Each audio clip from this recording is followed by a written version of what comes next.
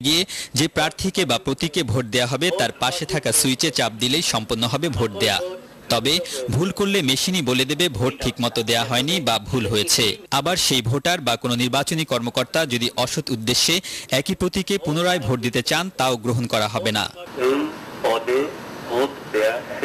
এভাবে electronic voting machine EVM এর মাধ্যমে ভোট জালিয়াতি বা কেন্দ্র দখল করে ফলাফল পাল্টানোর চেষ্টা রোধ করা যাবে।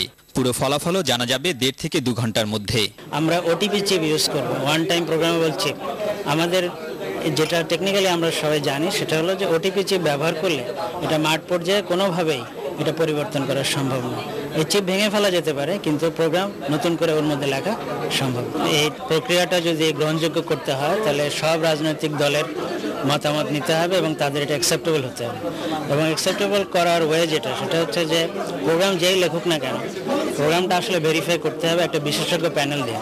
পরীক্ষামূলকভাবে ফেব্রুয়ারিতে ঢাকা সিটি কর্পোরেশন নির্বাচনে একটি ওয়ার্ডে ইলেকট্রনিক ভোটিং মেশিনে ভোট গ্রহণ করার সিদ্ধান্ত নিয়েছে নির্বাচন কমিশন। এটা একটা শুভ উদ্যোগ হবে যদি আমরা এই সিটি কর্পোরেশন নির্বাচনে একটা ওয়ার্ডে আমরা যদি পরীক্ষামূলকভাবে এই জিনিসটা চালু করতে পারি।